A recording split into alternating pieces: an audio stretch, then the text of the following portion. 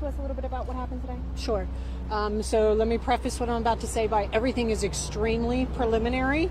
Yes, we've been out here for a while, but the facts are extremely preliminary. So what I know to now is that earlier this morning, District 3 got a call for an unknown trouble at 1000 block of Springbrook Avenue.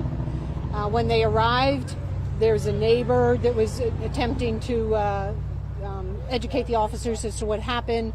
Officers made contact with an individual in the home.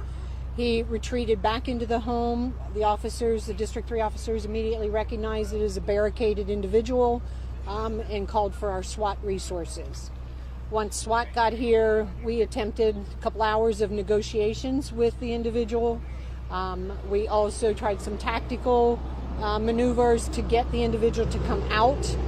After numerous attempts, we made our way in, found the individual with what we believe to be self-inflicted knife wounds, and he's been transported to the hospital. Do you know anything about if anyone else was in the house with him, if anybody else was injured? Yeah, so again, it's extremely preliminary. CIS, our homicide unit, is just arriving on the scene. We believe there are 3 individuals in the home that have been pronounced deceased. We will still be working on relationships to each other, motive, and anything else that the investigation will reveal. Do you have any update on ages? No, not at this time. Was it all knife-inflicted wounds, or what was the matter? Yeah, so there's no indication that there was a firearm used today. Again, preliminarily, we believe they are stab wounds. Is this a known house? No, this is a very quiet neighborhood and part of our city. Nice homes. A lot of the neighbors were out, watching the activity, the police activity, and no dispatches up here. How are your officers? I know this is a long morning for them. Are they all okay? Yeah. You can see the SWAT personnel are just leaving. They will now go back to their headquarters and do a debriefing.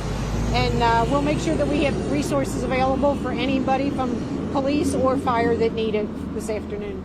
There's no doubt this has been a tough morning in Cincinnati with a 5-year-old shot. Also, can you give us any update on that? Yeah, so again, that's very, very preliminary right now. That 5-year-old, to my knowledge, is still alive, is in very critical condition. That is a gunshot wound, but we do not have suspect information or motive at this time for that event either. What is your message just in general for the people in Cincinnati right now?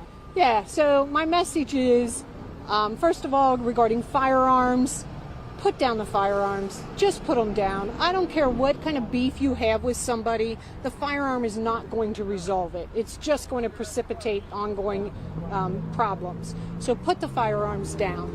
If you know somebody who has issues, maybe mental health issues or substance abuse issues, this city is rich with resources to help those individuals. We would rather get them help than respond to a scene such as this because nobody got them help.